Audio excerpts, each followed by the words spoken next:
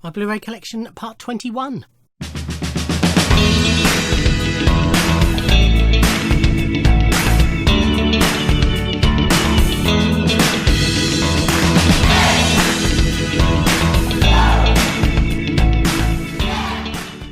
Ahoy hoy everybody, and welcome to part 21 of Look at My Blu-ray Collection. So this is films, TV, music, comedy, possibly documentaries, but there's only a couple of those. Just not box sets, and by box sets I mean multi-film collections or TV show box sets with multi-series of that show in. That makes sense. Anyway, this is The Invention of Lying. So Ricky Gervais wrote and directed, or co-directed and co-wrote this. So it's a world where everybody can only tell the truth, and Ricky Gervais suddenly invents lying, basically. And of course, because nobody's ever lied before, he can say what he likes and everybody believes him because nobody knows what a lie is. It's really funny, really good film. This is In Time, which I enjoyed more than I thought I was going to. Amanda Seyfried and Justin Timberlake. So, in a world where time has replaced money as the only currency, you can either live forever or die trying. So, he's falsely accused of murder, and he's trying to basically fight the corrupt system while he's got the time left, but time is ticking. But yeah, it's good sci-fi, dystopian, thrillery type thing. This is Kick-Ass. Great film. You should all have watched this. If you haven't, go and watch it. It is great film. This is The Key. This is a Tinto Brass film. I've shown a couple of Tinto Brass before. So he's an Italian filmmaker with a penchant for sexy women, sexy voluptuous women, and particularly their bottoms, basically. So this is set in Venice. This is a bit more artsy than some of his films. Frank Finlay is terrified of losing his wife because he can't satisfy her sexually, so he arranges for her to have an affair and sort of follows it by reading her diary, and it's just sort of a story of that, but it looks beautiful, and you know, it's got quite a respect. Frank Finlay's in it. It's got a decent cast for this sort of film, and yeah, as I say, it's for the genre. It's a bit more classy than a lot, but very good. This is an Arrow release with a few extras in, not loads by their standards, but quite a few. This is comedy. Kevin Bridges for Story So Far, live in Glasgow. So I like Kevin. I sort of like him as a person. He's got a charm to him. I enjoy his comedy. I'm not a huge fan of him, but enough to want to own his stuff. You know, I pick up lots of comedy DVDs and Blu-rays because I'm a comedy buff. And, you know, I find it interesting comparing different comedians. What he does very well. He's not somebody I would probably go and see live, but I enjoyed this. This is The Muppets. This is the new reboot of The Muppets. I also have this film as part of the Muppets box set that I've already shown. I already had this when I bought the box set, but obviously the box set had 1, 2, 3, 4, 5, 6 films in it. 5 of which I didn't already have, so it didn't matter that I was doubling up on this one. So Jason Segel stars, who, as a kid, who was a big Muppet fan,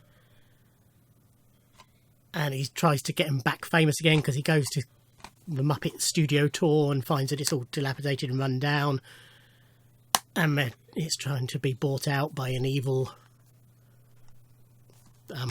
developer. But yeah, it's a lot of fun. Really good film.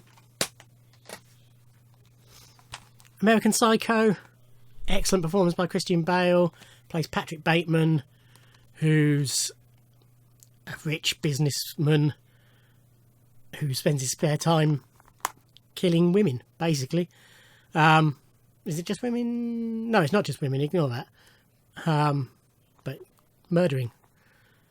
But yeah, it's, you know, there's more to it than that I don't want to spoil. But yeah, really, really good. This is Much Ado About Nothing, obviously Shakespeare. This is directed by and adapted by Joss Whedon, and it features lots of people who he's worked with through Buffy and Angel and Agents of S.H.I.E.L.D. and Firefly. So Amy Acker, Alexis Denisof, Clark Gregg, Nathan Fillion, Fran Kranz, Dollhouse, Sean Mayer, and some others. As somebody who's not a lover of Shakespeare, who struggles with it, I enjoy this. I think it's very well done. It's all in black and white. It was made at Joss's house, I believe. Very low budget. You know, it's just sort of something they knocked together. I think it was during one of the writers' strikes, so they weren't allowed to write anything. So they just adapted Shakespeare instead, which doesn't count. But yeah, I enjoyed that a lot. This is Moon, David Bowie's son, Duncan Jones. His film about an astronaut, Sam Bell, played by Sam Rockwell, who's on the moon. He was part of a mining program, coming to the end of his 3 years there. Just him and the computer. And he's going a bit mad. And there's a bit more to it than that. But yeah, very good film. Monty Python, The Truth, or Almost the Truth, The Lawyer's Cut. So this was, originally it was a TV show, and then this is an expanded version of it. Basically it's the story of Monty Python. It was done for their 40th anniversary in 2009. And it's basically their story told, you know, in Gilliam-esque animation and all sorts. 6 hours long, 7 hours 43 minutes, over 6 episodes, plus it's got some of the sketches on here as well, extended interviews, outtakes, and all sorts. As a Python fan, it's a must-have. On a related note, Meaning of Life, Python's 4th film, and their last, and a film I love. It's, if you're not familiar, which you should be, whereas Life of Brian and Holy Grail are proper stories, which, although it sort of have sketches as part of the telling of, it is all one narrative. Meaning of Life is just a series of sketches basically hung together loosely, but they're telling the story of the meaning of life. So it goes birth, adolescence, war, old age, death, you know. But yeah, there's some classic stuff in this. Just great thing. And loads of extras on here as well. This is Any Given Sunday. So this is an Oliver Stone film. He's one of my favourite directors. This is set in the world of American football. Starring Al Pacino, who's an American football coach. Cameron Diaz is the new owner of his team, who thinks that he's too old for the job, basically, and wants somebody with new ideas to take over. And it's all about them and the players, and just sort of set all around that world. It was a very good film. Mission Impossible Ghost Protocol, whichever one this is. I lose track of, you know, what order the films are in, but they're all great. I really enjoy the Mission Impossible films. The only one that's slightly dodgy is number 2. Michael Jackson, This Is It. So this is the documentary about the creation of what were to be his 40 O2 shows that never happened because of his death. So it's a lot of behind the scenes about the rehearsals for them, give you some idea of what the shows would have been like. Very interesting. quite sad at times, you know, because obviously you know what was to come. But yeah, I've only watched it for once, but I'm glad I've seen it, and I will probably watch it again at some point. Still with Michael Jackson, this is Moonwalker. I have always loved this film.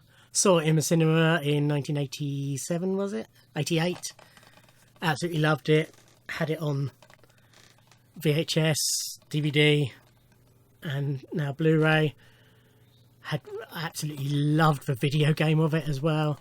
There's just something about it. It's nonsense, but I just love it. If you've never seen it, it starts off with a series of little videos, basic, you know, music videos, but some of them are quite extended. And then it becomes this story of an evil guy who wants to get all the kids hooked on drugs, played by Joe Pesci. And Michael Jackson has special powers. It means he can turn into robots and cars, and it's all very strange, but there's just something about it.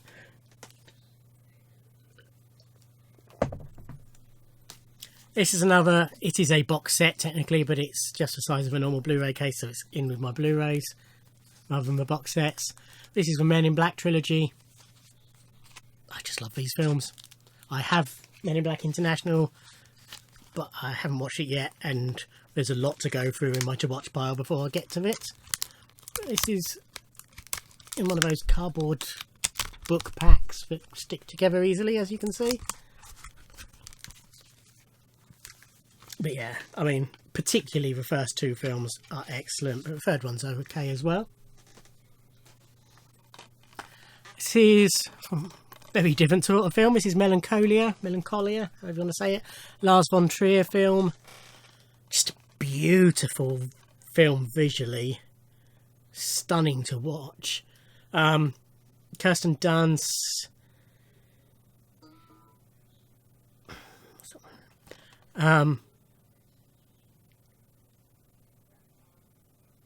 Is getting married, but because of a mysterious planet, Melancholia, which has suddenly emerged that nobody knew about, it has a huge effect on her mentally. It's hard to explain. I can't even tell you, I suppose it's a drama, but if you're going to classify it, but yeah, it's weird and wonderful and beautiful and really good.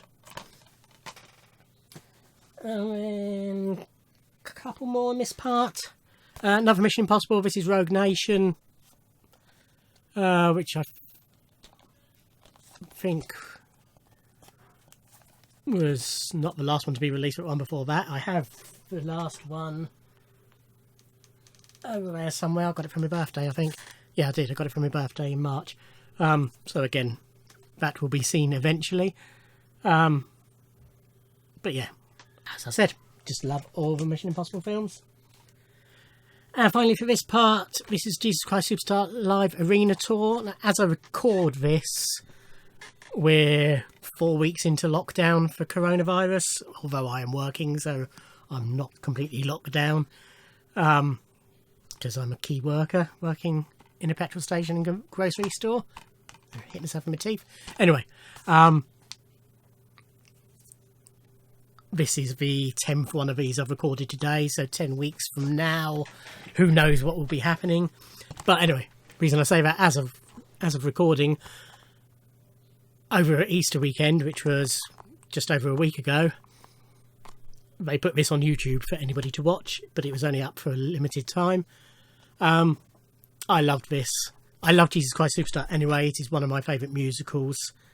Oh, it's not a musical, it's a rock opera, but under the catch-all phrase of musicals, it's one of my favourite. I love Melanie C, who plays Mary Magdalene in this, and I love Tim Minchin, who plays Judas in this. So this was a no-brainer to get. I just love it. Okay, that's it for this part. Future parts are on the playlist. past parts if you missed any are on the playlist. Thank you for watching. Like, comment and subscribe, and I'll see you in another I'll see you in another video. Thanks. Bye.